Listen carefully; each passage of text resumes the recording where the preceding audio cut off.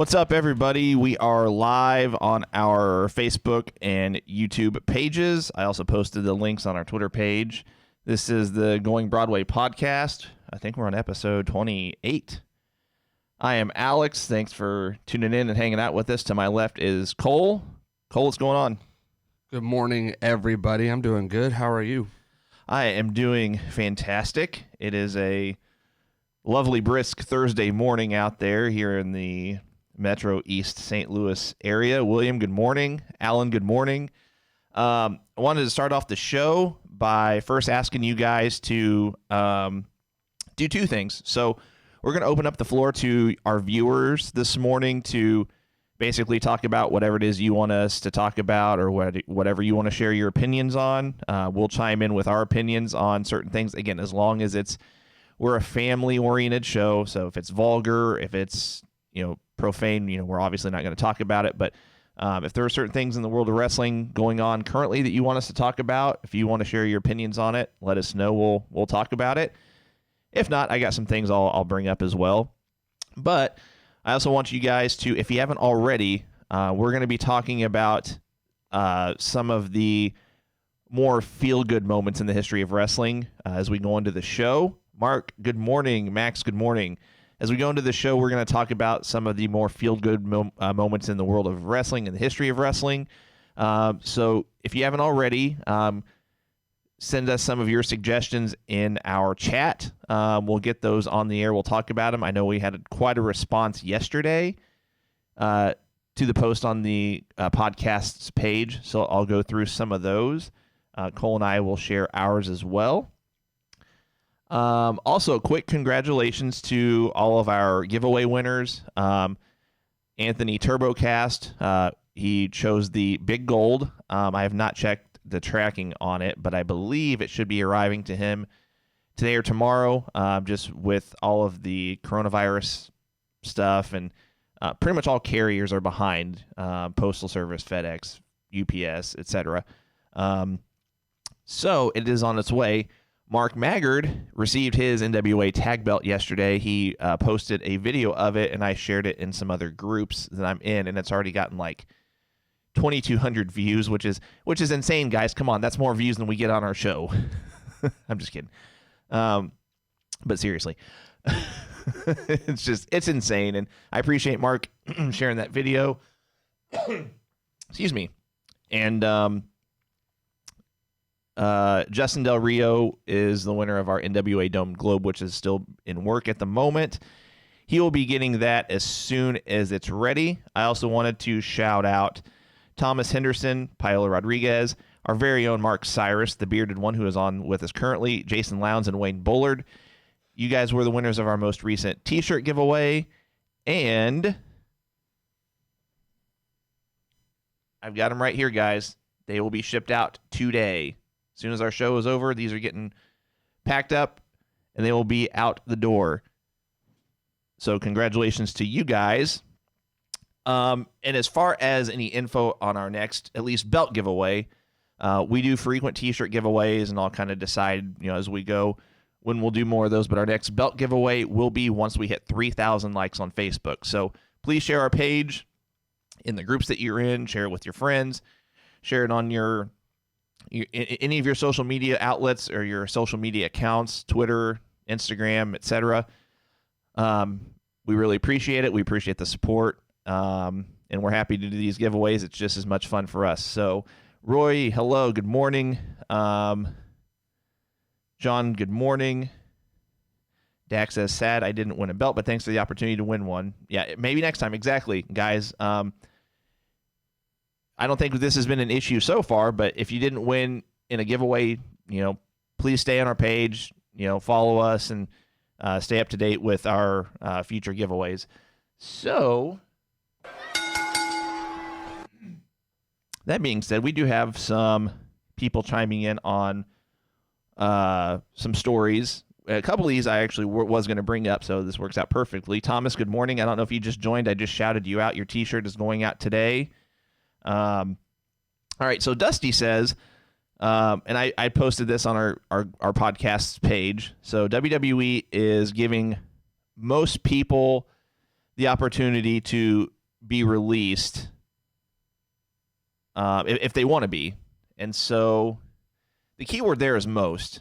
And here's the way I look at it. With this current coronavirus pandemic, I don't see a lot of people doing this because if you're with WWE, it's still guaranteed money no matter how much it is. Now, you'll have people that are making larger contracts, that are getting paid higher money, that have been doing well for years and years and years that maybe don't necessarily need the money. But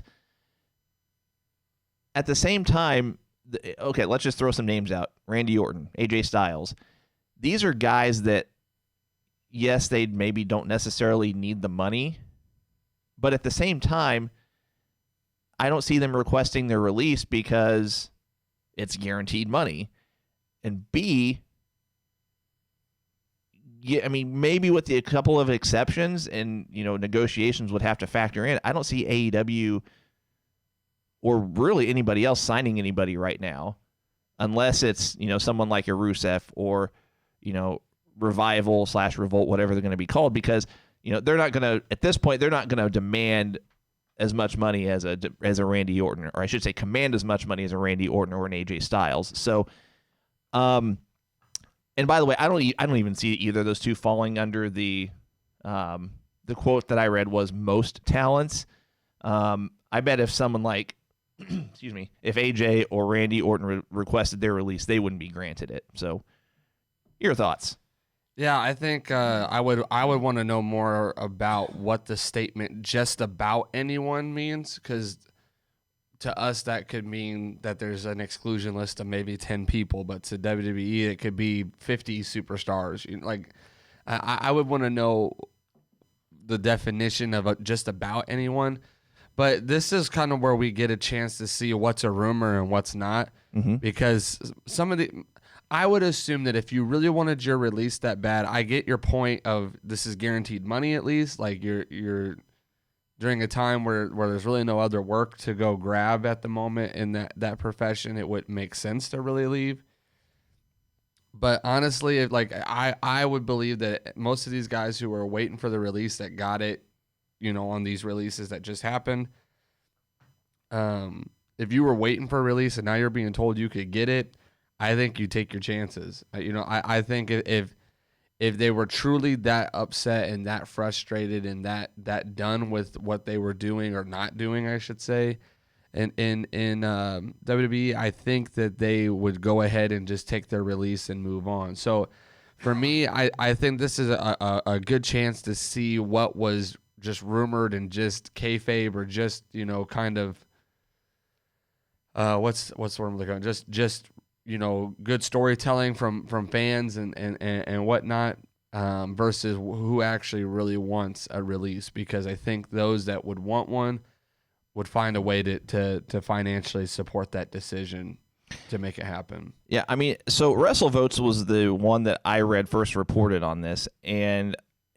I'm not super keen on who, unless I dig more into it, and to be honest, I didn't dig into WrestleVotes, but I don't know if WrestleVotes is a reputable. I've heard the name before, so I know it's at least a mainstream wrestling outlet, if you will. So they're the ones that first reported that WWE is willing to grant a release to, and the quote was just about anyone. But like Cole said, what does just about anyone mean? Because that could leave, they have a huge roster. And I mean, by definition, just about anyone could be an exclusion of 30 or 40 talents. And so, and by the way, guys, this was on Tuesday. I think if anything was going to happen, we're going to know about it sometime within the next day or two. I don't think people are going to wait a week or more to say, yeah, I decided I want out. Because I don't think WWE is going to keep this window open for very long. If talent wants a release, 3 weeks later, WWE might kind of pull the reins back on it and say, well, that was then, this is now. So, let's just let's put the brakes on that a little bit. So it's going to be interesting to see. if anything does happen, but it's been almost 48 hours since that story first came out. And who knows how long that's been a policy of theirs before that story came out. Like, is that not something that they probably told them before they went to to any kind of source with it? I don't think, like I said, there's not many people I think right now who are looking to get released for creative purposes. I think WWE's actually done their best to try to include as many people as they can on shows that there's no crowd, there's no money, there's nothing really coming in on those. So, I mean, they're trying to include as much as they can. The way I look at it, the only people I think that would be looked to be released from WWE is anybody that's not happy with their placement on the card, so to speak. They're not happy with how they've been used, but they're well off financially to where, if they don't ever wrestle again, they're fine. Because, again, I don't see AEW, New Japan, Ring of Honor, NWA, Impact. I don't see anybody signing anybody of huge value. Well, let's put it this way. I don't see anybody signing somebody that was on the low card in WWE. I don't see them signing anybody that's upper echelon on the card because of the kind of money that they're going to demand. So for those reasons, I don't see anybody being released that wants to make a jump somewhere, because with the exception of, again, Revival / Revolt, whatever they're going to be called, Rusev, and they weren't they didn't choose to leave, like they were let go. So right. That's kind of a different situation. I don't see anybody I just don't think there's anybody that's currently on WWE's roster that would willingly leave and be picked up by anybody else. If it's going to be somebody if anybody chooses to be released, they're just going to be okay with not wrestling for a while, is the way I look at it. Because, I mean, you looking up and down that entire roster, and it's either going to be people that everything I've just mentioned so far, or they'll ask for their release, but Vince won't grant it because they're just they're too hot of a commodity. You could look at guys that are currently in NXT that could blow up even more, like Wildfire in AEW, and AEW might be able to afford them, but Vince and Triple H see them as too hot of a commodity to go. And I'm not saying anybody. I'm just going to throw out examples of names like Gargano, Ciampa, Keith Lee, really any of these guys that are in NXT that were recently just on the independent scene. They're not, I don't think, making millions of dollars, so they might be a more affordable pickup for AEW if they just hypothetically requested their release, but they're not going to release building blocks of NXT at the moment. So I'm going to read some comments real quick here. Let's see. Alan says, I'm not here just for the giveaways. This podcast is actually entertaining and informative for the wrestling world. Alan, we really appreciate it. We appreciate the kind words and the support. Jose, good morning. We'll get to your question in just a second. Travis says, I'm here, people, basket in my glory. Trevor, good morning. William says Cain Velasquez was released by WWE. I'm not surprised by that, and that's not really much to talk about. I mean, he was a high dollar guy that had a match, and it was a terrible match, and that's pretty much it. Justin says, all right, let's start off the day right with a podcast. Absolutely. Andrew says, guys like Punk and Ambrose are fine with leaving because they have savings and opportunities outside WWE. Mark, good morning. Andrew says Rusev was pretty much the only release with value. Well, yeah, I mean, maybe with immediate name value as far as who would be recognizable to somebody who is probably only a WWE fan, if they were to go to AEW in a sense, because we kind of talked about that with Brody Lee and some of those guys as they went. Is that somebody that we're gonna recognize if you were just a WWE fan? Rusev might be the only one that has that kind of draw, but I wouldn't say he's the only one that has value. I mean, there are tons of guys that were released that have tons of value if used and maybe repackaged in different ways. Yeah, it's a good point, and it could just be the wording and just how you interpret it, value versus value versus what's the word I'm looking for here? Like being able to be a recognizable face, because if you compare Rusev to, let's say, even a Zack Ryder or Kurt Hawkins, I mean, you recognize them, but at the same time, it's just kind of like, they haven't been on TV for a while, and Zack Ryder, I think you'd kind of recognize more than Kurt Hawkins, but I'm just the way I'm going with this is Rusev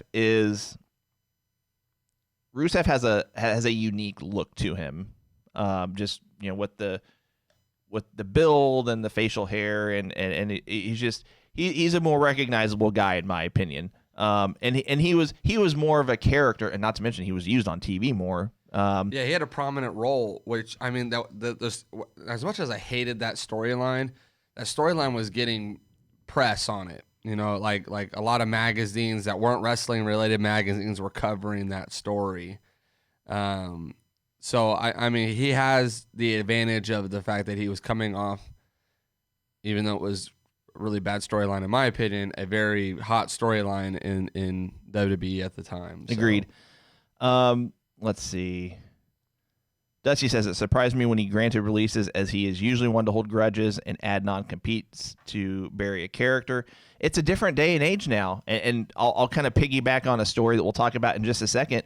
Vince might be looking to sell WWE altogether, like not just rights to the network. He might be looking to sell to WWE altogether because he's getting sued from left and right from the XFL stuff, the Saudi contracts, and illegal collaboration, or maybe that's not the right word, but like he's getting lawsuits left and right, and Vince he might just be like, hey, I'm up here in age, I don't need to deal with this stress. I want to enjoy what life I have left. I want out.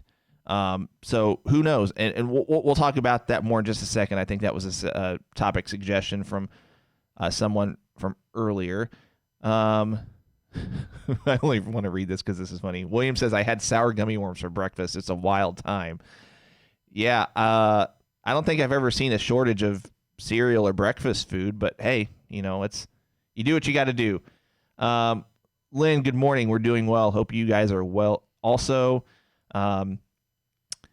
Travis says, I think if Dream stays, they better bring back Lars. They better not use either one of them. And again, we'll get there. Lisa, good morning. William says Gallus and Anderson have name value. I agree with that to an extent. My issue, and I'm big fans of Gallus and Anderson. I loved what they did in New Japan and Bullet Club, and I'm actually stoked that they're leaving WWE. I think they'll be better used and more used, regardless of wherever they go. But Carl Anderson has actually teased a few times about going to New Japan.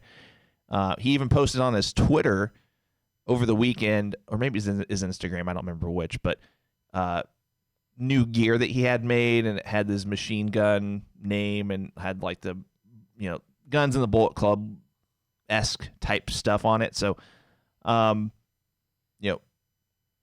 to come there, but I think just the way Gallus and Anderson were used, or maybe not used, over the last few months. I get that they had a tag title run. I get that they won that sham that was the crowning of the best tag team in the world. I don't know. I was not pleased with how WWE used them. They wasted a lot of time there. Agreed. And to be honest, though, I'm surprised they got released because they just featured them in a fairly prominent role with the match with Styles and Undertaker at WrestleMania. So it was just kind of like, they had just signed an extension, I think, too, right? That was definitely within the last year, at least, I thought. I want to say it's been like within the last 6 months, maybe the last 6 months, give or take. That tells you that they had nothing for them. They had nothing for them, and WWE is looking to cut costs, even if it means letting go guys that would be a big name elsewhere. G.A. Heim, hi everybody. Good morning to you as well. Travis says, just so everyone knows, it pained me to watch NXT last night. I didn't watch it. I'm going to go. Know your thoughts. I'm going to go back and watch it because I thought it, from what I read about it, it looked good. Let's see. Andrew says a lot of the releases are just bodies to fill out the card. Justin says, for me, it's weird seeing a different name for them after years of being on WWE TV. Brody Lee, I'm used to, but how FTR changed their solo ring names messes with me for a bit. And I mean, anytime someone goes through a name change, jumping from company to company, there's always going to be an adjustment. But, I mean, case in point, this is just the first one that I thought of. Whenever the Giant went from the Giant to the Big Show in WWE, WCW to WWE, I mean, obviously, the Big Show is obviously his more well-known name at this point. And so, they can make it work. Trevor says, I want to see Hawkins and Ryder because I'm a huge fan of their pod brand. I'll be honest, I've not actually caught any of their podcasts. And I like to say I don't want to say I pride myself on checking out other people's podcasts and other people's shows, but they're one that I've not actually listened to. Justin says, Steph and Shane in the 90s, quote unquote, look at this empire we are going to get someday. Vince in 2020, hey, Fox and ESPN. Yeah, 100, exactly. And I'll get there in a second. Dusty says, so this whole thing was a setup for a follow-up 30 for 30 of the XFL with a second 30 for 30 rise and fall of the WWE. William says, have you guys ever thought about guests? I think down the road it would be great. We have, and I'm working on it. I mentioned this on our last podcast, so I've told Cole about this. I won't reveal the name, but I'm potentially working on something really, really big as far as having a guest on, somebody that has been in the world of wrestling for a number of years. He has been heavyweight champion of... Or she. He or she. He or she. I'm just playing. Well, okay, I'll just let the cat out of the bag. It's a male wrestler. He's been a world heavyweight champion of an organization or two. He's held titles. He has name recognition. So I'll just leave it at that. It's something I'm working on. I've been talking to this person's agent or representation or whatever you want to call it. So it's in the works. We will have guests on the show. That's kind of been the goal all along, to have guests on the show periodically, whether it's big names, small names from the local independent scene, things like that. John says, Stone Cold. I'm not going to give any more details. I'm not going to give any more details. So I want to follow up on this WWE potentially being sold to Fox and ESPN. The story came out either yesterday or the day before that WWE could potentially be sold to ESPN and Fox as soon as mid-May, I think was the quote. And like I said, Vince is getting sued from all directions for multiple reasons. And I don't know, guys. I mean, it could just be a big rumor that's been blown out of proportion, or if this is legit, I mean, where does that put WWE in the landscape of, I guess, the future of pro wrestling? Like, we got a question earlier that said, do you see I'm going to go back to the question real quick because I want to give credit to the person that asked it. Jose says, in your opinion, do you believe AEW will be the top brand in the next 2 to 5 years? If WWE does not get sold, or even regardless of whether or not it gets sold, I would still say no. But if WWE gets sold, who knows where that could lead? That could lead to someone being put in charge of the whole backstage area as far as creative and management and things like that. They could just drive WWE down the toilet.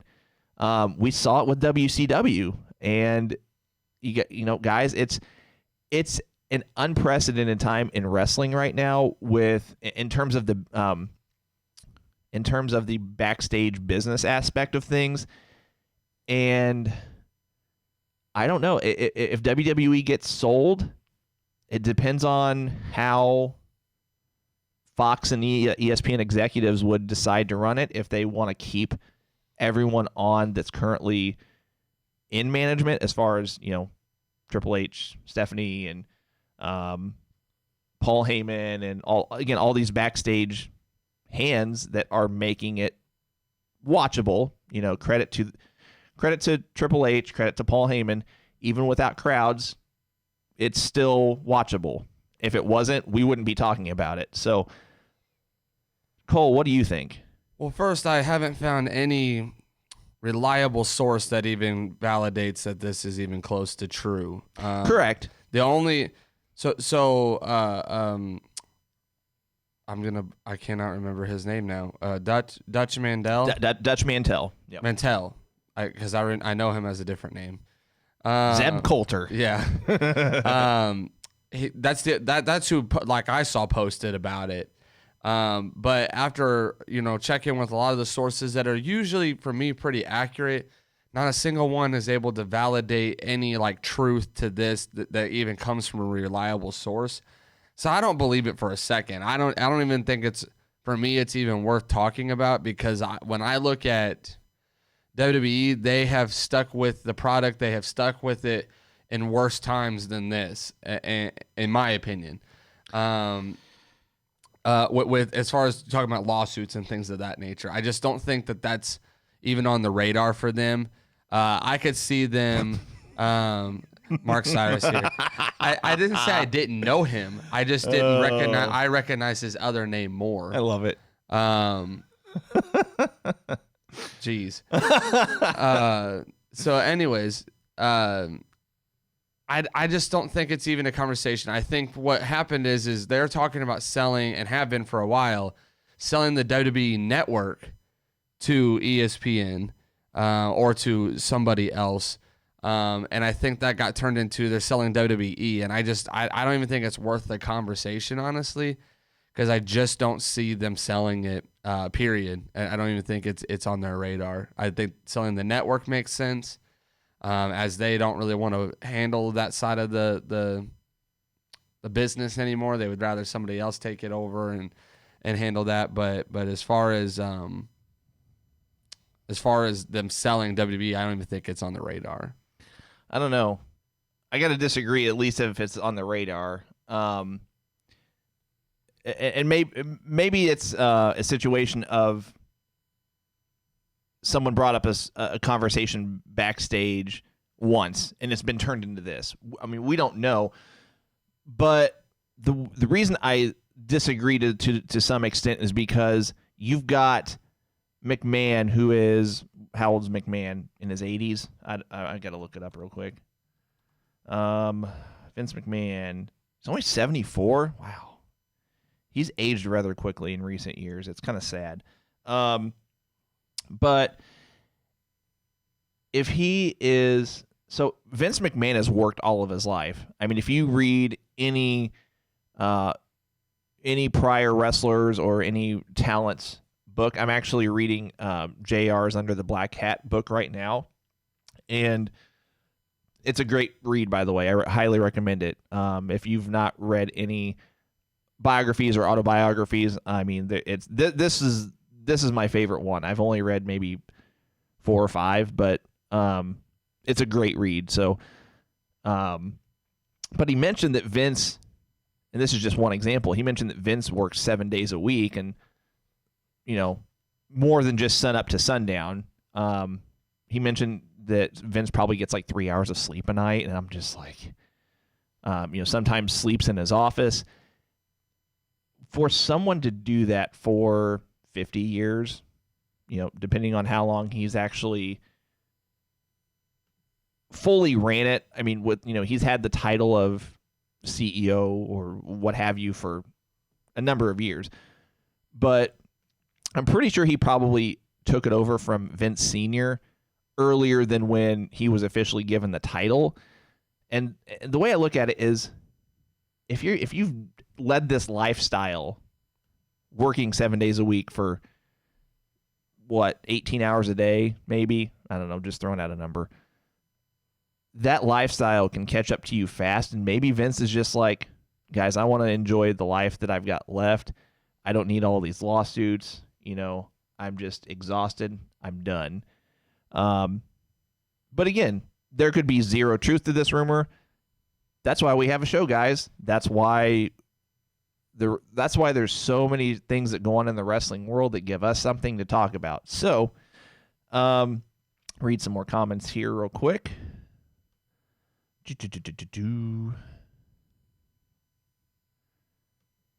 Justin says the fact that Dutch Mantell tweeted it, I think it's got some validity, and I agree. I mean, if it was just a random wrestling dirt sheets site or whatever, I probably wouldn't have even brought it up, and it probably wouldn't have even spread as much as it had. So John and Mark posted something, kind of a back-to-back post. John says, wasn't there a rumor Disney might buy WWE too? Is it just a rumor? Mark says, if ESPN buys WWE, then Disney basically owns it, as they also own ESPN. So Trevor says, until AEW viewership goes up, I don't see it. People are stuck at home, and it's not going up. It's not going up for anybody. Excuse me. I agree. I don't see much in the way of purposeful competition with this pandemic going on and no crowds. I think, hopefully within the next 2 or 3 months, once states start opening up and we start having crowds again, I think that's when the competition is going to start to ramp up again. You're going to see AEW and WWE really up their game in terms of packed cards. I mean, you're going to have the one-offs, like next week's NXT is basically going to be like a little takeover event, and we'll get to that hopefully later in the show. But next week's NXT event on next Wednesday, I told Cole that I'm going to start watching both AEW and NXT, so whenever we come in on Thursdays, I'm actually 100% informed, and I'm not just relying on a recap of somebody else to give you a recap. Sean, good morning. Justin says, I don't know when, but WWE Network added ESPN Wrestling from back in the day. Yeah, that was AWA, I believe. I think AWA was the only wrestling that was ever on ESPN. That was in the late 80s, early 90s, I think. Let's see. Sean also says, I can't see Vinnie Mac selling. I mean, there would be a little bit of a surprise if he did on my end as well, but I could see it happening, but we'll see. And Mark says, could the rumored sale be a storyline? Who knows? They could turn it into a storyline. Maybe it's been a planned storyline that they just kind of sow the seed and then run with it. It'll be interesting. Clayton, good morning. Anthony says, do you guys think it has anything to do with the XFL collapse? I think it has a bunch to do with the XFL collapse because supposedly Vince lied about the state of the XFL to people behind the scenes as far as how they were doing financially. And then I think there's other factors as far as, again, getting sued as far as the Saudi-related deal and being sued by his own stockholders, things like that. So Thomas says, I think if Vince really wants out, he just turns complete control over to Stephanie, Triple H, and Shane. But then I agree to an extent, but then you got to remember Vince is also passing off all of the headaches and the hardship as far as these lawsuits to those three.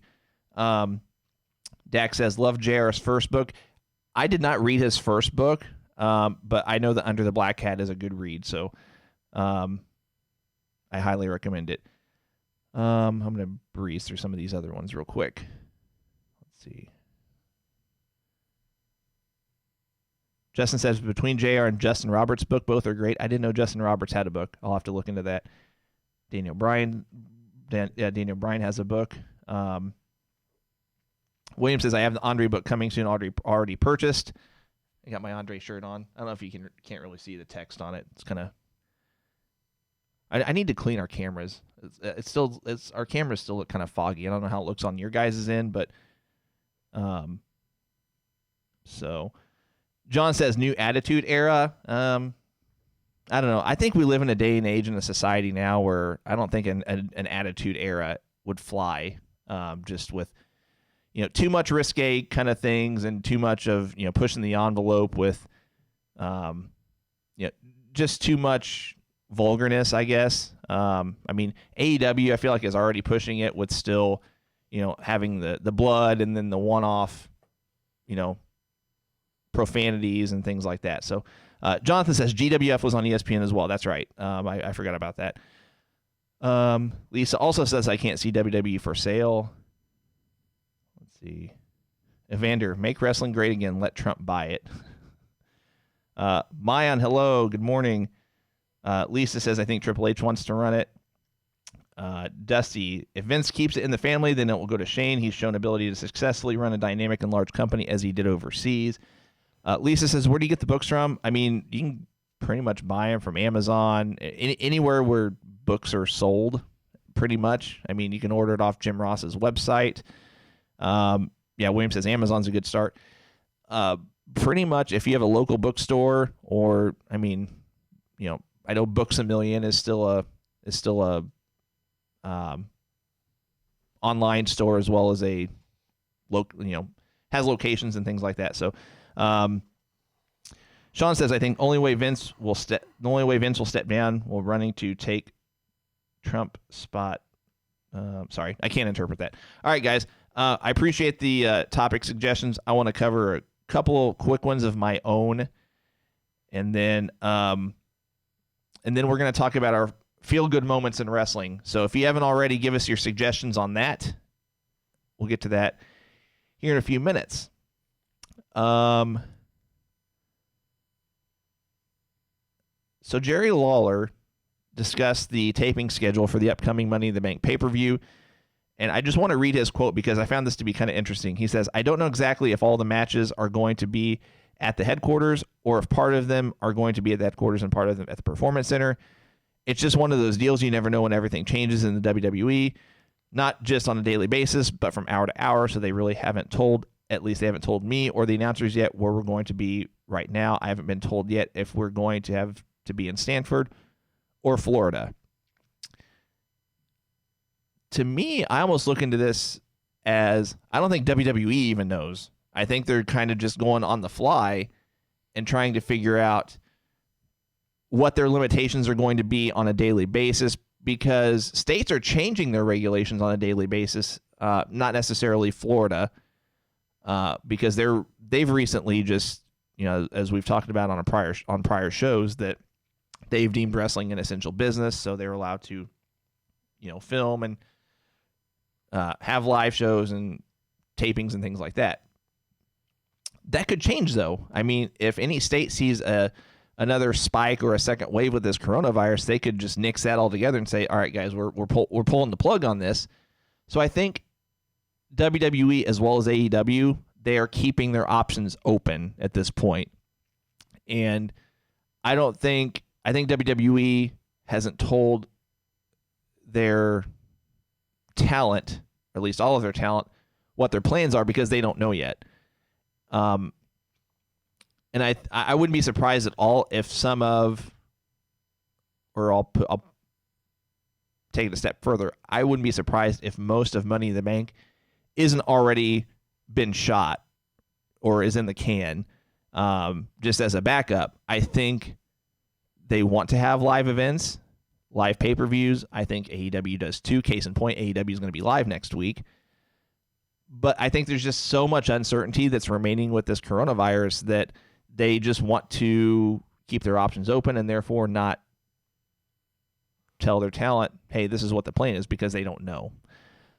So I read that this morning, wanted to share it. I thought that was kind of interesting. Couple other quick things. Let's see. Evander says, if Triple H ran the main roster, could you see it being on the excitement level of NXT? No. Just short, simple answer. I don't think so. Max says, I think they're just doing the best they can to put out entertainment for the fans and rehabbing to, I don't know. I can't interpret the last part of that statement. I agree. I mean, they're doing what they can to to keep fans like us entertained on a weekly basis or a bi-weekly basis. And I appreciate them for it. Don't get me wrong. But that's part of what Cole and I do, is we critique, we say what we like, we say what we don't like, and hopefully on a mass scale, WWE, AEW, and whoever else is putting out a product listens. Adrian says they may record the Money in the Bank ladder match like they did the Undertaker-Styles match. Yeah, I think that's the plan. They're going to kind of shoot it from a cinematic standpoint. Evander says, "What's up with Roman Reigns? Are they burying him for not coming to WrestleMania 36?" No, he just, he has a compromised immune system, and he doesn't want to be out and about with this pandemic going on. I don't fault him for that at all. I don't think they're punishing him. I think it might have been the question. I don't think they're punishing him for not coming to WrestleMania 36, as they gave that as an option to all the wrestlers not to participate in any of the shows during this time. I think, if anything, it was his request, or it's just a good business decision to try to kind of get him off air in a sense, like his name, everything about him, so that when he does come back, when there is a crowd, that there's a huge pop, that there's a huge return, kind of shock value to it, I guess. Yeah, and I don't fault them for that. I mean, if someone is not being used in the moment, why even mention their name and, try to keep them in a storyline when you don't know when they're going to be back? Trevor says, "Who's winning the last Money in the Bank qualifier match?" For men's or women's? Men's. They're having an MVP in Austin Theory, and why am I forgetting the Jinder third? Mahal was announced as the replacement for Apollo Crews, and then the last one is Dolph Ziggler and Otis. I gotta look on SmackDown tomorrow night. I read something somewhere that. So they're gonna have 3, 4, 5. They're going to have 6 guys in this match. So Daniel Bryan's in it, Rey Mysterio's in it, Aleister Black is in it, Corbin's in it, either Otis or Ziggler is going to be in it, and then they're going to, the 6th guy is going to be the winner of a match between and I have to look at it again, but it's MVP, Austin Theory, and somebody else. You sure it's not Jinder Mahal? I didn't think it was. There was like 6 or 7 reports that came out yesterday that said that it was Jinder Mahal. Conflicting reports. Go figure. I mean, this tells you how much it can be rumored, though. Again, I think it goes back to WWE maybe doesn't know, and they're. I will say, out of the scheduled match, I think Dolph Ziggler is going to go over Otis. Really? Maybe not clean, but looking at the card, the way it's set up. If they're going to keep the storyline going, I agree. Dolph needs to win. Otis won at Mania. I think Ziggler's going to win the match, and then you might see some Otis interference at Money in the Bank, or it could go vice versa. Otis could win, but you could see him climb the ladder, get really close, and then. All right, so this was yesterday. WWE announces how Apollo Crews' Money in the Bank replacement will be determined. WWE will hold a last chance gauntlet match on Monday's Raw to determine the final Red Brand spot. In the ladder match, it will be between Austin Theory, MVP, and Murphy. Huh. So, that's what I read yesterday. All right. Who reported on that? I just exited out of it. I'm not sure. Let's see. So we all know that Triple H has been on this, or they've been featuring him with this 25 years in the business kind of thing. Jim Ross recently talked about Taz's run in WWE in 2000, and there was a match specifically where Triple H had a match. So Triple H was WWF champion at the time against Taz, who was also ECW champion, and it was a super, I don't want to say super quick match, but it didn't last long. So Jim Ross was talking about how this pretty much killed Taz's run in WWF.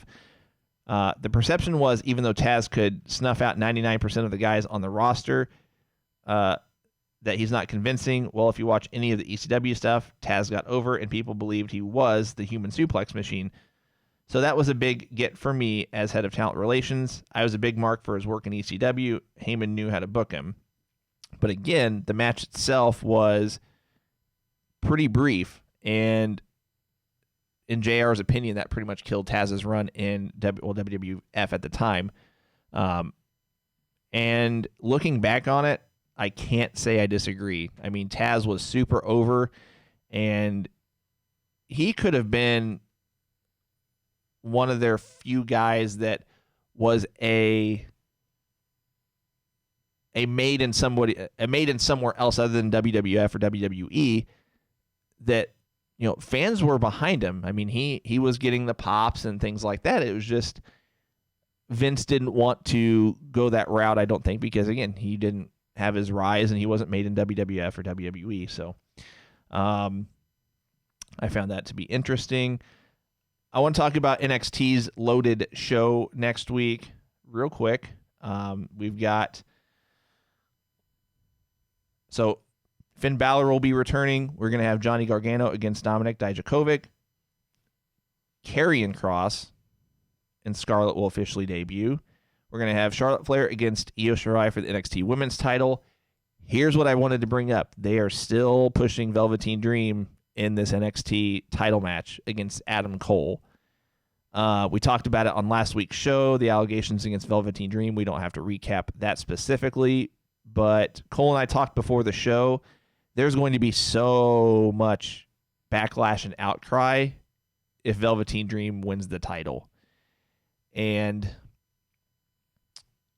I don't know. I'm just so shocked by that that there's not anything being talked about or discussed publicly addressing it other than Velveteen Dream saying the allegations are false. False or not, they should not put the belt on him. Your thoughts? I don't think. I mean, there's a part of me that thinks it's already pre-taped, which is concerning. If it's pre-taped, don't air it. That's the way I look at it. If they put the belt on Dream, then scratch it. Do something else. But with that being said, that's why I think he doesn't win. Because if it was pre-taped, I just don't see them airing that with everything that's going on. They've been pretty quick to nix anybody else that's gone through those kind of any kind of allegation, not just that kind of allegation, but they're pretty quick to take people off air when it comes to that kind of stuff. When they know that there's things going on. So I don't know. I think they're gonna air it because he loses and then you'll probably see him written off TV. I mean, we haven't really seen him cut a promo. He wasn't on NXT this week at all. We haven't really seen much of him since those allegations have come out. I mean, so I think he loses regardless, but my concern would be that it was pre-taped. And so if he was to have won it and it was pre-taped and they're trying to avoid that, you would have to have nixed it or acted like it was never even a scheduled match. Like they didn't really ever make it a thing until last night. Yeah. Officially. So NXT next week is taped. It's not going to be live. Is that right? From my understanding, I think all those matches are taped. That's what I thought too, but I wanted to make sure. I mean, especially with AEW being live, I wouldn't be surprised if, Triple H or even Vince says, "Hey, AEW is going live. We need to be live too." Like, it was just, I don't know. Anthony says Keith Lee for NXT champion. 100% agree. 100% agree. We actually talked about this on a prior show that, and I won't get too far into it, but I'm still intrigued by it. The further we go, I don't see it happening, but there was a rumor that John Cena wanted to work with Adam Cole, that John Cena wanted to put over Adam Cole in a match, but still win the NXT title, get his 17th official world title to break Ric Flair's record, but then he wanted to drop the NXT title to Keith Lee at WrestleMania. I still find that intriguing. I'm not saying I would like it or don't like it because it would depend on how WWE pulled the trigger creatively on it. So I wanted to bring that up because that would be a very intriguing way to put the NXT belt on Keith Lee. I think he deserves it. To be honest, I think Keith Lee, for what he does for his size, I think he's the hardest working in-ring talent that NXT has. I know you've got Gargano and Ciampa and Cole that work their butt off, and they have 5-star matches, 5-star plus matches, but Keith Lee still moves like he's their size. It's insane. He doesn't botch. He's a great talent. I'll just leave it at that. I do want to shout out, Mark says we are currently rebooking the 80s on Beltamania. Make sure you tune in and see what we're doing. Check out Beltamania, friends of the show on Facebook. Their group is just called Beltamania. It's just what it sounds like. They're doing a multi-show program, I'll call it, where they basically take the storylines of the 1980s in wrestling, but basically just rebook them. So essentially, Hogan doesn't go to WWF. Some other things that I don't want to let the cat out of the bag too much. But again, friends of the show, check them out. They do have a pro wrestling tee shop as well. They have some cool T-shirts. I'm getting some of my own. So I appreciate those guys, what they're doing. They do some hard work. Fun show to watch, so check them out. Anthony says, where are you guys out of? So we broadcast out of Edwardsville, Illinois. We are about 25 minutes north, get my directions right, northeast of St. Louis, northeast of downtown St. Louis. Let's see. William, 100% agree. William says, Keith Lee reminds me of Bam Bam Bigelow. I think he's better as far as the being able to move and aerial stuff, or athletic stuff, I should say. Some other quick comments. Andrew says he's just making sure Dark Side of the Ring has some material in a few years. Depending on time, we might talk about Dark Side of the Ring later in the show.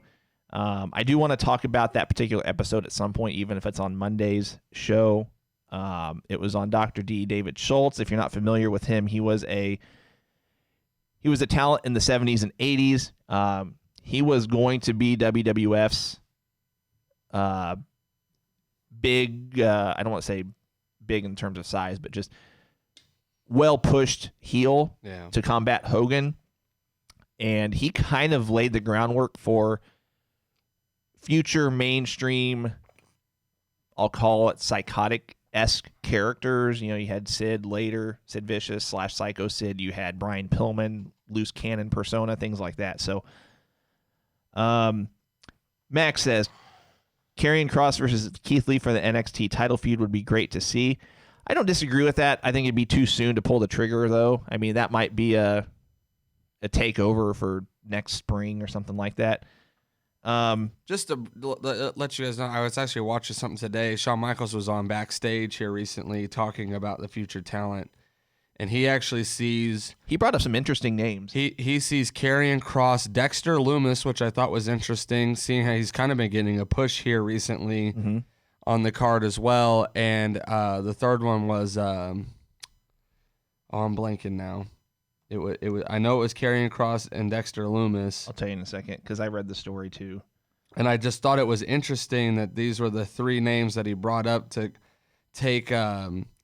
NXT to the next level. He was kind of talking about who that next level was going to be, because Gargano and Ciampa and Undisputed Era have kind of taken us to that next level that we've seen.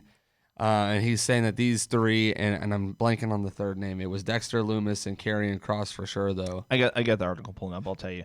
So it was Karrion Kross, Dexter Lumis, and Timothy Thatcher, who is currently tagging with Matt Riddle as a temporary holder of the NXT tag titles. So, interesting. I thought it was very interesting that those were the three names that he... Not that they don't deserve that. I think it's because, well, I wouldn't be surprised if you've got guys like... the entire Undisputed Era, to be quite honest, and Keith Lee and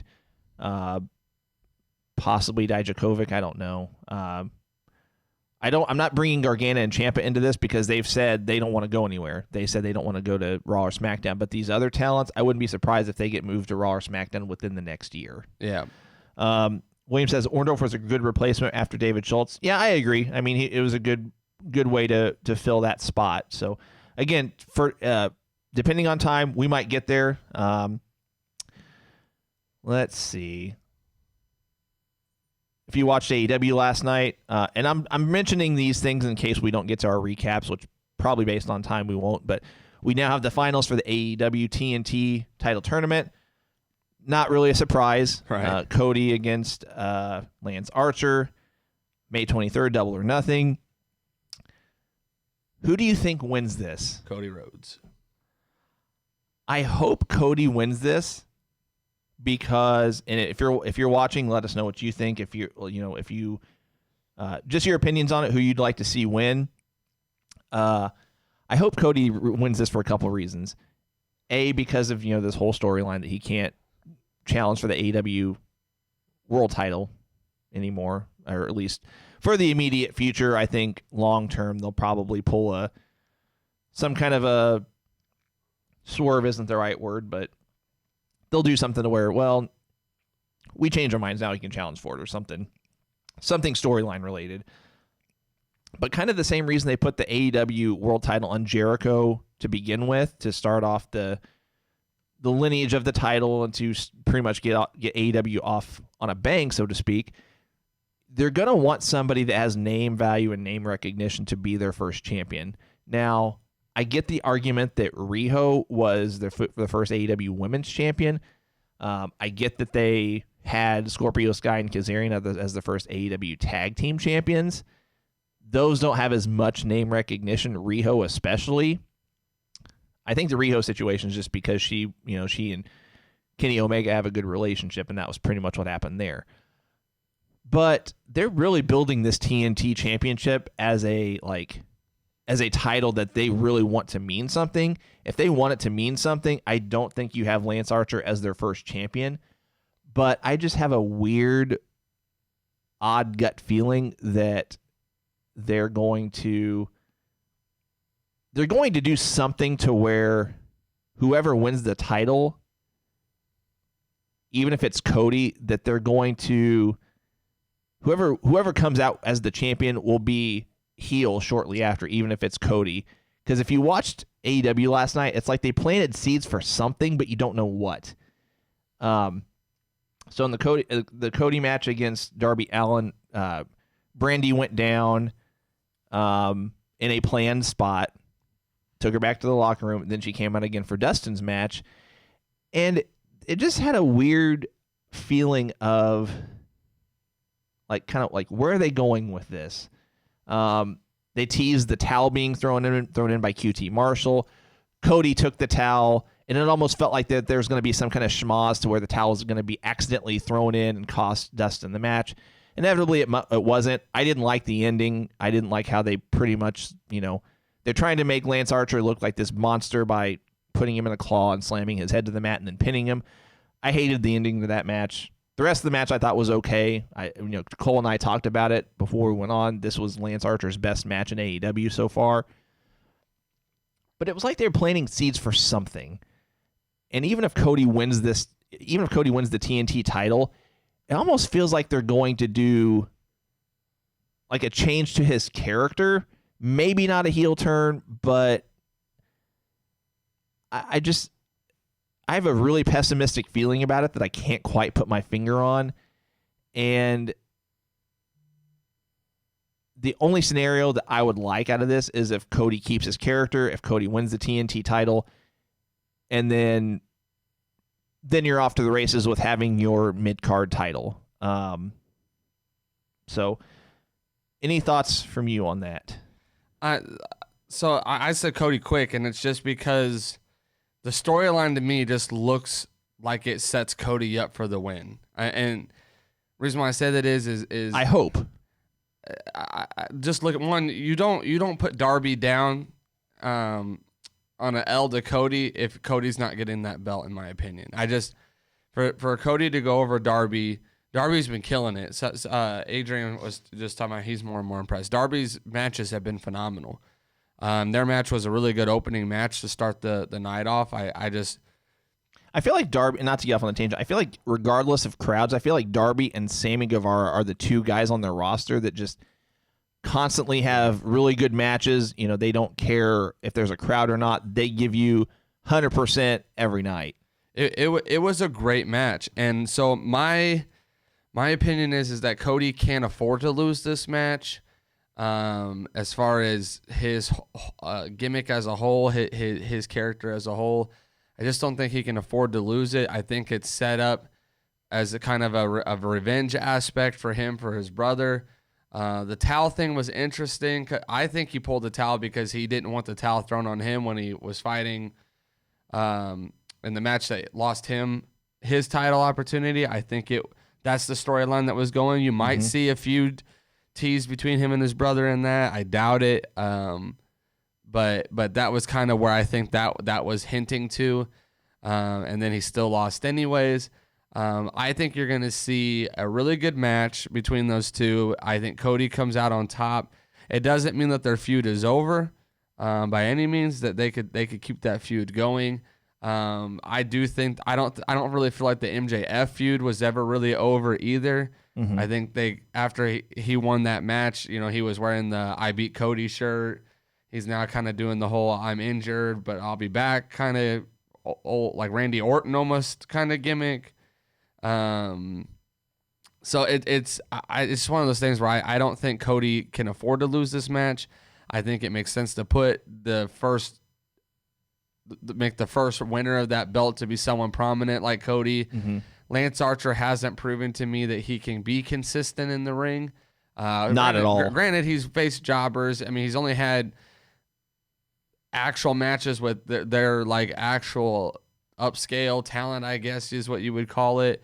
2 matches at most. So I mean, it's just three if you count Marco Stunt. Let's just be honest. The build for him has not been there for me.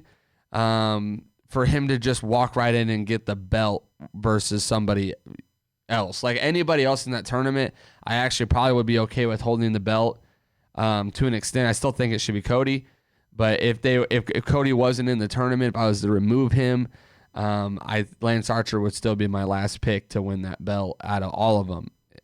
Maybe not Kip Sabian, but the rest of them for sure. I'd pick Kip Sabian over Lance Archer. I mean, if you look up and down that 8-man tournament, let's just look real quick. We got time. I would say Sammy Guevara. I would say Darby Allin. I would say Dustin. I'm trying to remember Colt Cabana. Cody Rhodes was in it, obviously. Sean Spears. I think any one of them to me would actually be a better fit. Not just like, and I'm not trying to hate on Lance Archer because I don't dislike him. I just don't think he's proven enough. Colt Cabana I would have a hard time with as well, just because he hasn't really been in AEW either. He is a little bit more recognizable, but not as believable. I think Lance Archer at least has that monster mentality, so you can kind of play off that.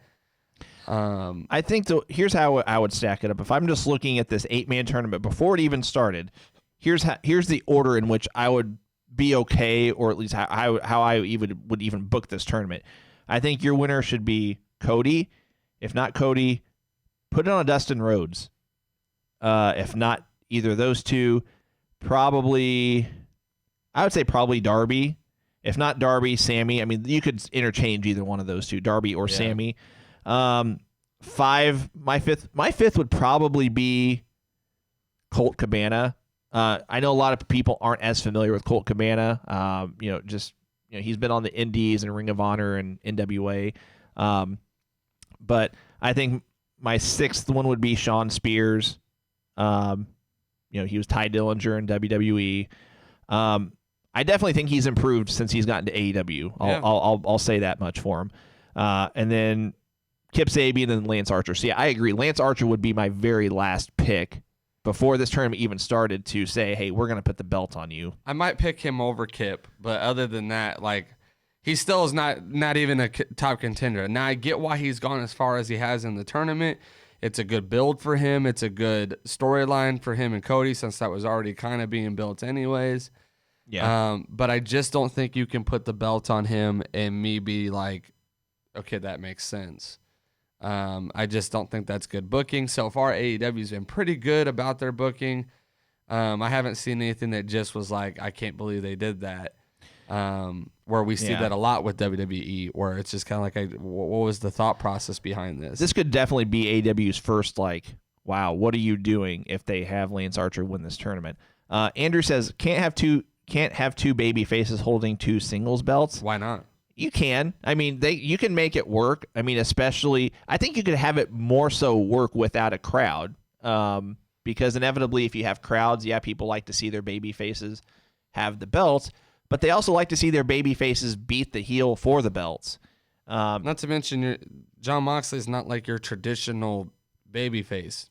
Agreed. Yeah, he's not like a John Cena or a Rey Mysterio, somebody who just caters to the crowd, taking pictures and stuff. Jon Moxley's kind of like that. Don't touch me, I'm the the baddest guy in the room kind of thing. He's not the kind of guy to be that kind of baby face. So I think he just kind of gets that face from the standpoint of that he opposes the heel. I got to admit, I found Jon Moxley's recorded promo from last night. I actually found that to be entertaining and funny. It was actually something decent from him compared to most of his work in AEW so far. And how he concluded the promo was funny. Call your grandma. I do just talking about that for a second. I do want to mention the Bubbly Bunch was absolutely hilarious last night. I got to mention something about that too. After you're done, the Manitoba. What do they call it? It's so early. The Manitoba. I know you're talking about. I can't think of it. Oh, what was the word he used? Melee? Was it melee? Maybe. Oh, it's gonna bother me. It was so funny, and they incorporated so many people. When he at the very end, he goes, was that Lou Ferrigno with a Well, and that's what I was going to bring up. So if you don't know, he played the Incredible Hulk on TV back in the 60s or 70s. I got to look that up because that's going to bug me. I want to say 70s, but yeah, 70s and 80s. But then someone on Twitter, and I forgot who it was. It was somebody that has I want to say it was Fightful.com. Somebody from Fightful.com posted a tweet that was very much one of those like clickbait kind of topics. After that promo shot was aired, he said something along the lines of Hulk and AEW. Oh my! I thought that was brilliant, though. It was so funny because they started off with the flim flam, thing. Which I'm still waiting on the shirt for that. I mean, they've trademarked it. It that was funny to begin with, but then he was like, "We need to stay sharp," and they start hitting each other through the phones, and then it just threw me for a loop because I didn't expect some of the celebrities and stuff that ended up in this video. I just thought it was funny, it just creative, very creative for the times right now. I really enjoyed that. Agreed. I'm going to read a few more comments. Lynn says, Cody could win the match and then have him feud with the returning MJF and then have the Ring versus TNT title match. Yeah, I mean, I don't, and I'm not going to get on this tangent for too long, but I just don't. The whole ring thing, like I get that it's part of his, has it on his pinky and he kisses it and stuff like that, but it's like they didn't really build, or I don't want to say build, they didn't really push the win enough as far as, let's put it this way, I don't even remember how he won this ring. Was it a tournament? Was it a battle royal? I honestly don't recall, but that goes to show, like, I've already forgotten about why he has the ring. I'm sure some of you guys know or remember, and that's fine. I'm just saying from my perspective, it wasn't memorable. Yeah, exactly. Not that you wouldn't remember it. It just wasn't one of the. It was their attempt to try to build something that outside of the only belt that they really had at the time for singles men's card, to try to keep the mid card going. Exactly. Max says, "Have a great day, everyone. Great show. I have to go to work. Stay safe, Max. You too, buddy. I don't know if you're still watching, but." Thanks for hanging out with us. Dusty says, Orange Cassidy has to be thought of that way as well. The amount of concentration to play it off as being that cool. Wait until he's totally unleashed. He's capable of matching Guevara and Allen's nonstop energy levels. I 100% agree with that. Yeah. I mean, the two matches he's had, especially the one with Pac at Revolution, which, again, I had the privilege of watching in person from the second row. That was a great match. I was thoroughly entertained. My wife was actually with me at Revolution, and that match plus the Bucks and Omega and Page tag title matches, I actually caught her smiling at those two matches, and I'm just like, if you're a wrestling product and you've got a match that can make my wife smile, you are doing your job. My wife absolutely despises wrestling, so if she's having a good time, you did your job and then some.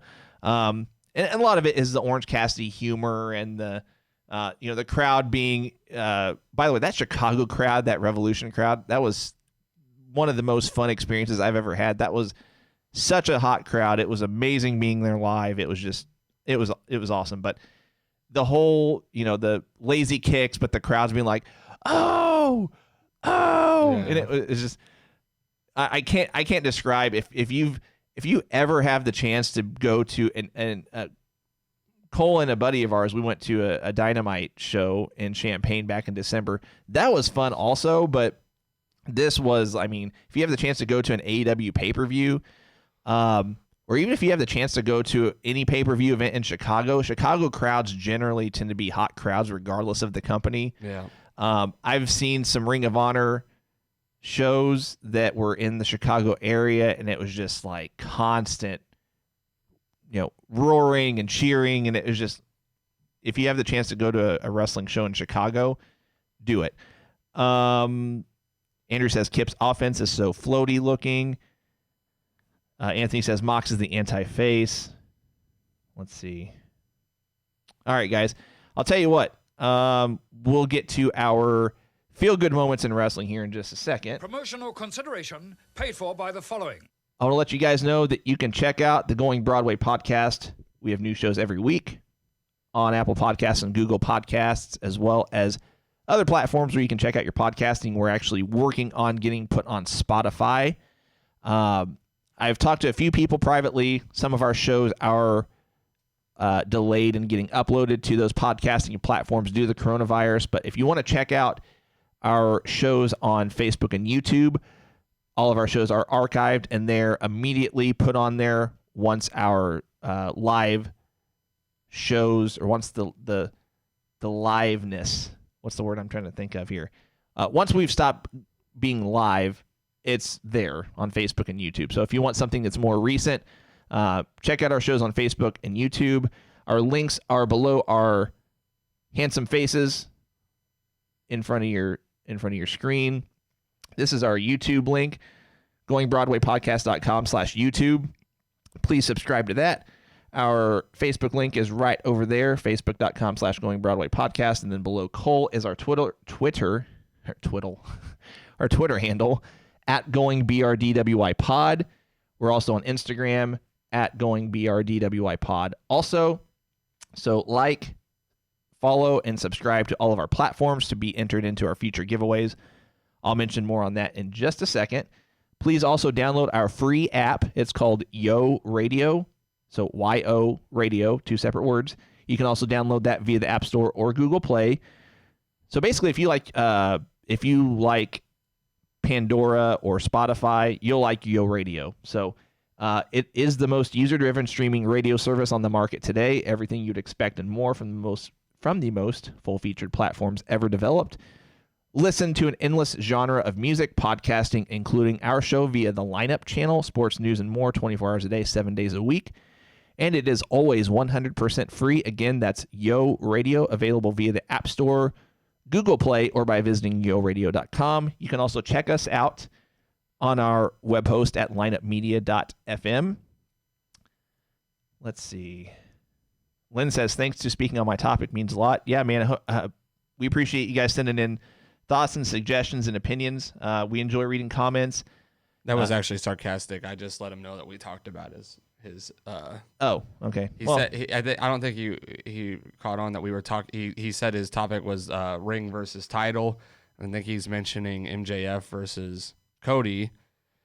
If I'm not mistaken, we did kind of talk about that. Yeah, we did. We don't really remember the ring that much. It's not really that memorable, but MJF versus Cody does sound like a decent storyline. I wanted to mention real quick, I mentioned it at the top of the show, if you were one of our t-shirt giveaway winners, those t-shirts are going out not too long after we get done recording. So that's Mark Cyrus, Paola Rodriguez, Wayne Bullard, Thomas Henderson, and I'm leaving out somebody. Who am I leaving out? Jason Lowndes. So those will go out after our show is over. Again, once again, congratulations to our belt giveaway winners. We had Anthony Turbocast, who was the winner of our Big Gold. Mark Maggard, who was the winner of our NWA World Tag Team belt. He actually posted a video that I have since shared on all of our pages, his unboxing. And Justin Del Rio was the winner of our NWA Domed Globe, and that will be sent to him once it is completed. Our next belt giveaway will be once we hit 3,000 likes. So again, please share our page on all of your social media platforms. And yeah, that's pretty much it. There's something else I was going to mention, and I'm totally blanking now. Oh, that's what it was. So on our page, we are having our voting for our next monthly Going Broadway Podcast Hall of Fame inductee. It is between Dusty Rhodes and Sting. If you've not already done so, get in your votes. You just have to click whichever one you're voting for, and then your vote is in. That voting will end this weekend, and on Monday's show, I think Monday's show, depending on time. On Monday's show, probably, if not Monday's, Thursday show, we'll have our official induction, so to speak. So get your votes in as far as that goes, and that is it. So we're going to talk about some of our more feel-good moments in wrestling, because in society today, and just even in wrestling, there's so much doom and gloom, I'll call it. I wanted to do a topic that is upbeat, positive, just some moments in wrestling where you're just watching it and it really just captured you as a fan and, made you happy, made you smile, things like that. So I'm going to go back to our post and read some of these that were submitted. If my computer would stop being slow sometime today. There we go. Okay. Wow, we had a lot more comments than I remembered. Okay. Let's go back to the beginning. All right, so we had some people comment on the fact that they thought that the moment with Benoit and Eddie in the ring together at WrestleMania, when they were both the world champions at the time, we had people say that Kofi winning the title at WrestleMania was one of their feel-good moments. WrestleMania does tend to be the stage where your feel-good moments are made, so to speak. We had so let's see. That first one was from Matthew Sheeline, the Benoit Eddie. John Hayes says Kofi winning at WrestleMania. Jeremy says always will be the reunion of Macho Man and Miss Elizabeth. That was WrestleMania 7. Yeah. Mark Maggard, The Rock's in-ring tribute to Owen Hart before his match. The Ric Flair WrestleMania retirement match is what William said against Shawn. I'll take that one a step further, and this was my feel-good moment, was the Ric Flair retirement ceremony on Raw the next night. And I'm sure most of you, if not all of you, watched it or have heard about it. But just to kind of paint the picture, so Ric Flair comes out, he does his promo, and he says that thanks for the memories. He's in a good place, and he's not upset about having to retire and things like that. And then Triple H comes out and says, if you think that these people here are the only ones that want to say thank you, and then the camera immediately cuts to Flair, and he's already practically bawling at this point. And even at this point, there wasn't the degree of knowing what was truly going on backstage and what had been going on backstage that clearly painted the picture of the close relationship that Triple H and Ric Flair had. It would later come out in, WWE Network specials and things like that, Triple H really helped Flair motivationally as he had his next wrestling stint in WWE, because he initially was just brought in as an authority figure type, and then they said, "Hey, we want you to wrestle again." But he was really down on himself, didn't think he could, go in the ring again, and he clearly could. So anyway, fast forward to the retirement ceremony, so to speak, and Triple H was, basically saying, that took care of me. But there are some other guys that want to say thank you. And this is where me as a fan, as I'm watching it, I think this is the only time I've ever teared up watching anything wrestling related. Triple H said, he's talking to this group of guys backstage, and ever since he was he was talking to him. His hand's been cramping up like this. Whenever he brought this up, I teared up, and as soon as that music hit, I was just like, wow. Like, because as a fan, once that music hit, you knew that there were horsemen coming out, but you didn't know who. And whenever it was JJ, Barry Windham, Tully Blanchard, and Arn Anderson coming out at one time, and Jim Ross said this during the broadcast. He said this is the first time these guys have been together in the ring at one time since 1988. And just like, wow, that's just, if you're an old school fan like me watching that was just like, couldn't get any better than that at that point. I take that back. It could have gotten better, and I'll share what would have put the cherry on top, so to speak. But then, you had Harley Race come out, Ricky Steamboat, Greg Valentine. I'm probably going to leave somebody out. I think that was it as far as legends. Let's see. Horseman, Harley Race, Ricky Steamboat, Greg Valentine. And then, of course, you had Batista and John Cena and Chris Jericho come out. Inevitably, Shawn Michaels came out as well. And what would have just made this perfect, and I get that he was in TNA at the time, but two things would have made this perfect. If they would have had Dusty Rhodes and Sting come out, oh, man, I probably would have lost it. But then you had his family come out, and then Ric Flair loses it.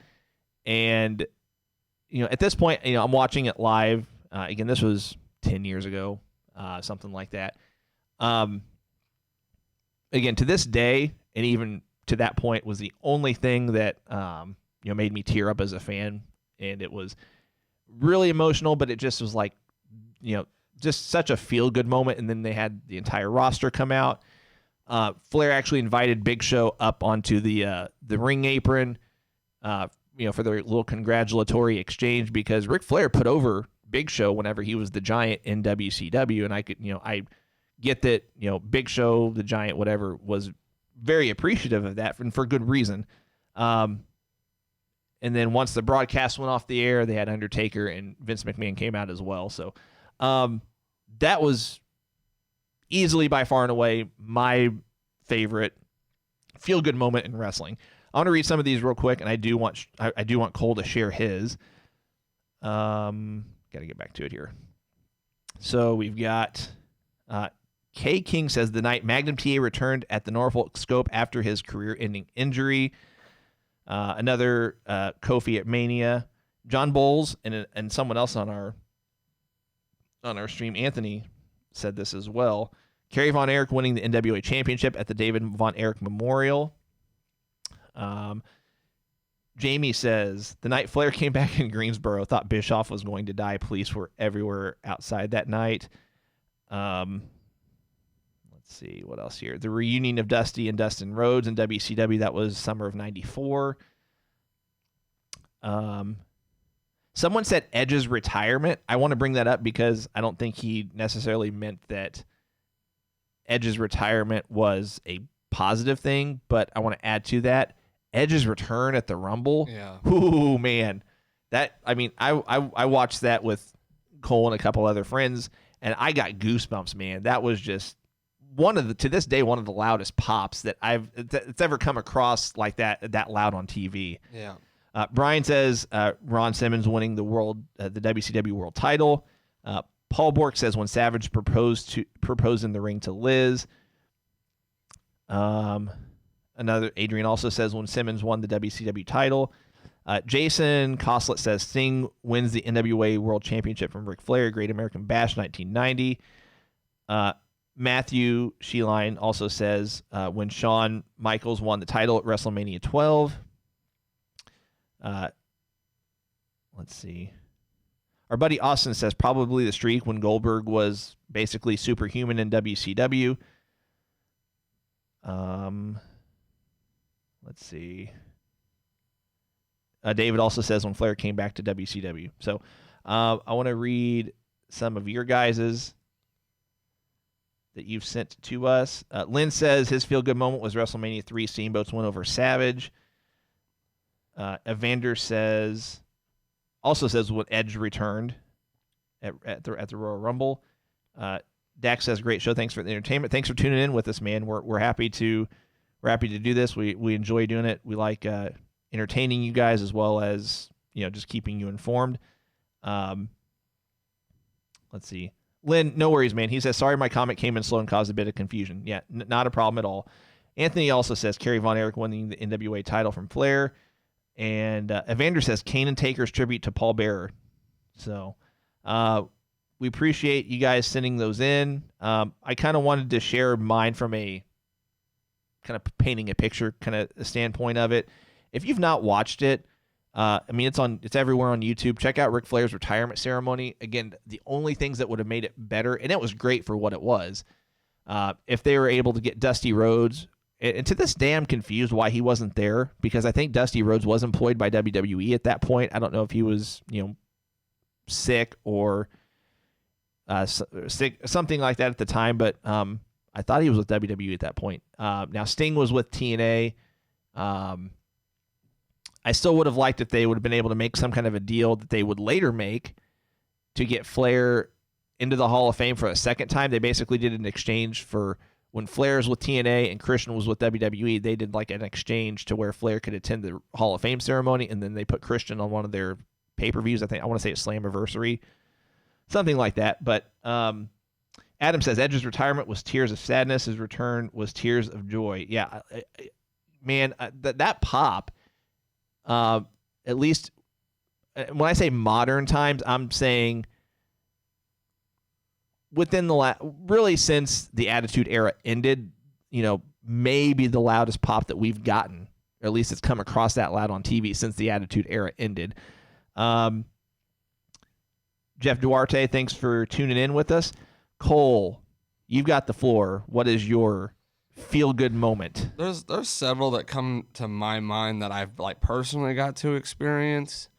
Getting to watch it as a fan. I mean, the Edge return was great. It was good. Roman Reigns returning from cancer. That when he came out and said that he was in remission, that really touched me. I'm surprised we hadn't gotten anybody say that.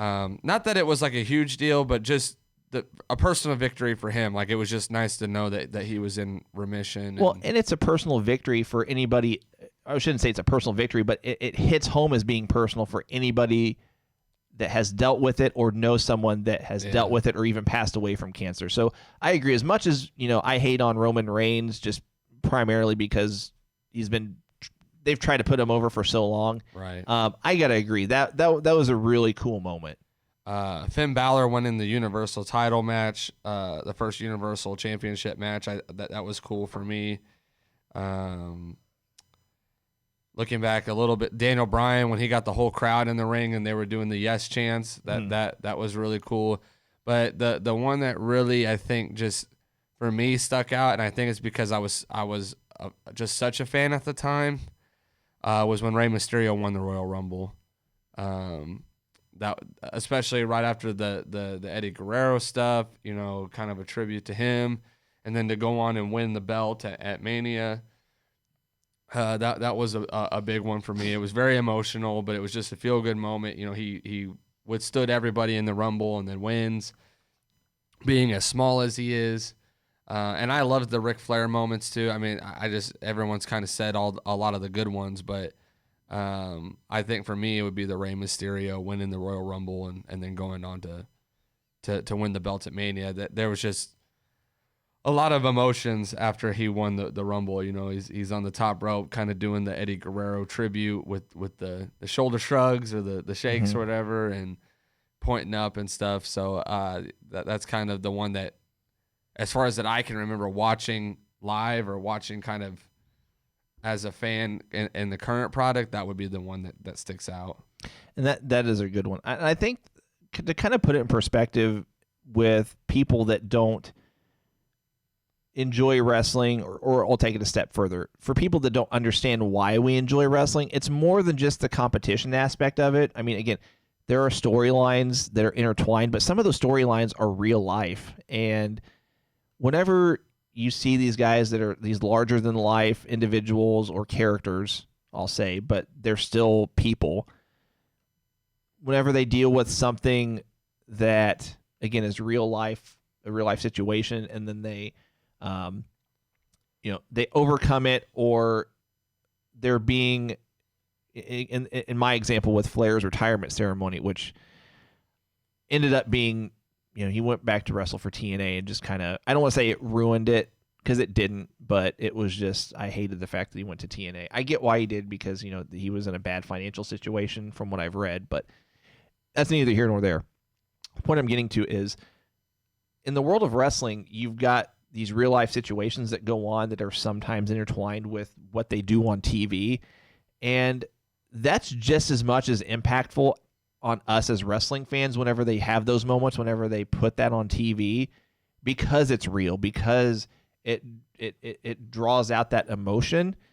And in the case of Ric Flair's retirement ceremony, again, it was somebody that has been in the business at that point for 30 plus years, overcame a tragic plane accident that was supposed to paralyze him for the rest of his life. Instead, he comes back 9 months later.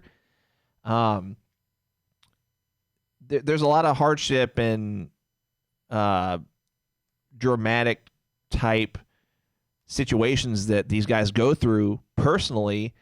And when you understand, whenever you follow these guys and grasp what they've gone through, it really makes you appreciate it more and understand why there's such emotion when this kind of stuff happens. With Roman Reigns announcing that his cancer was in remission.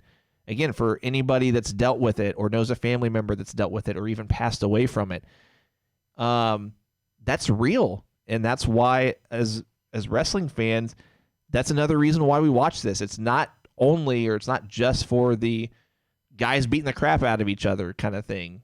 It's all around entertainment, even when it intertwines real life stuff.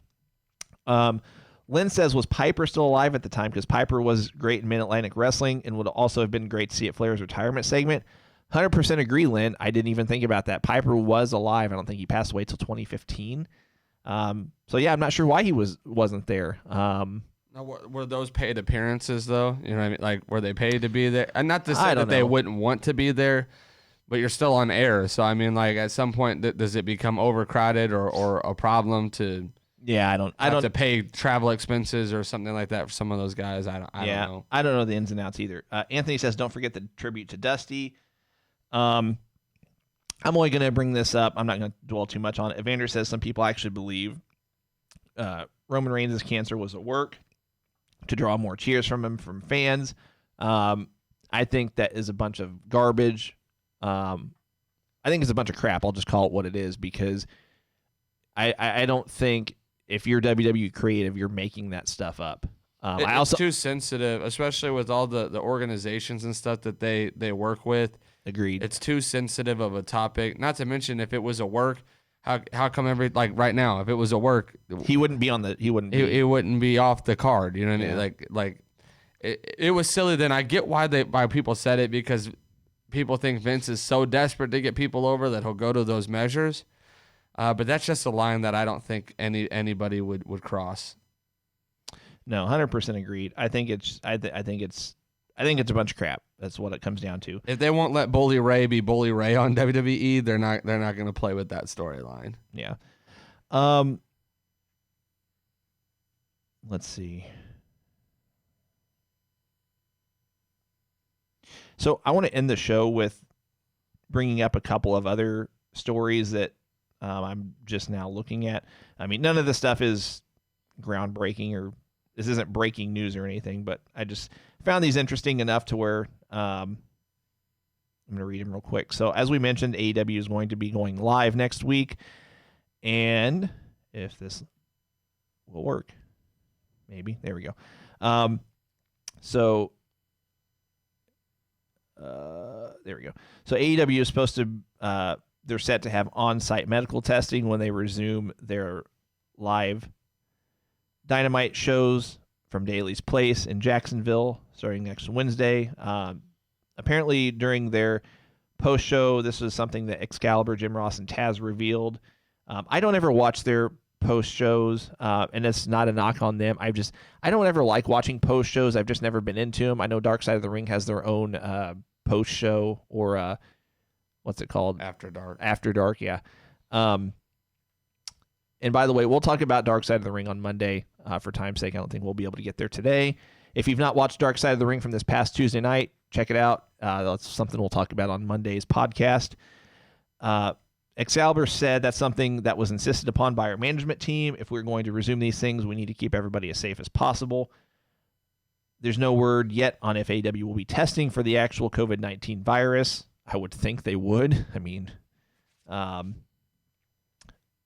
it just goes into more about like what that looks like, testing for fevers, weekly forms that ask about potential exposure and things like that. So this is something else I found interesting. So if you watched AEW Dark last night, you saw that Shawn Spears got his win with a sharpshooter. So apparently he took to Twitter last night to reveal that Bret Hart gave him permission to use the sharpshooter as his new finisher.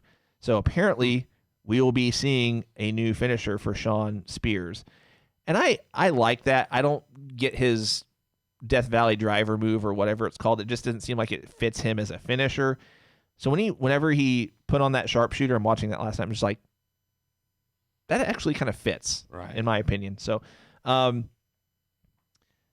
so Shawn says, for those commenting a while back, I sent a text to Bret Hart asking a question. He told me, go for it. It works.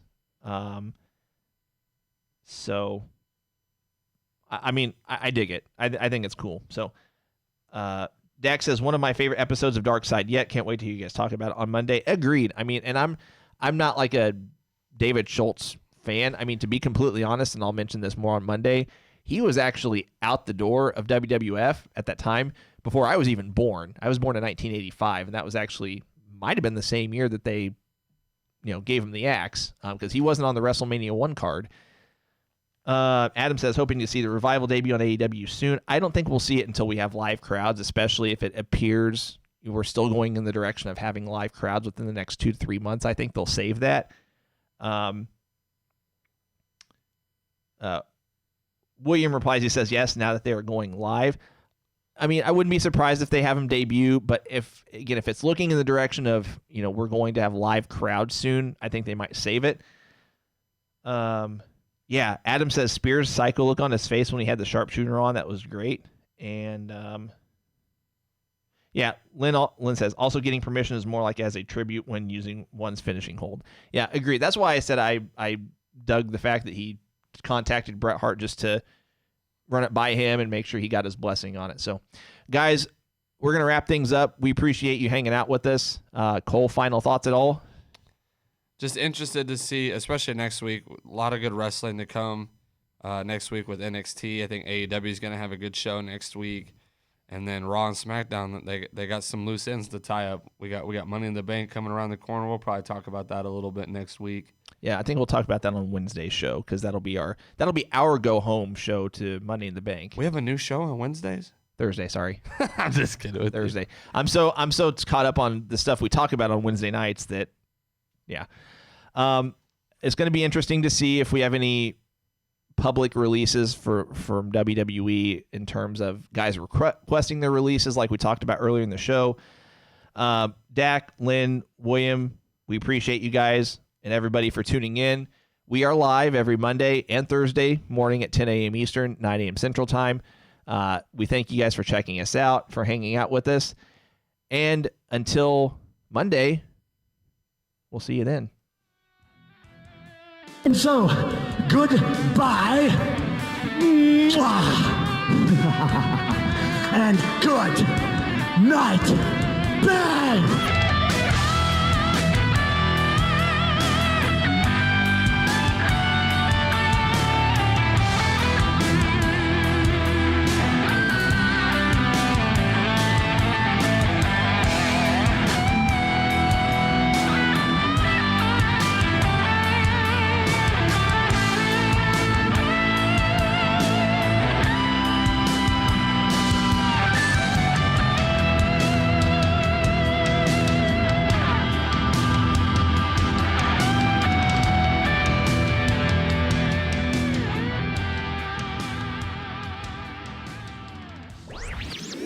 This podcast was a presentation of LightUpMedia.fm.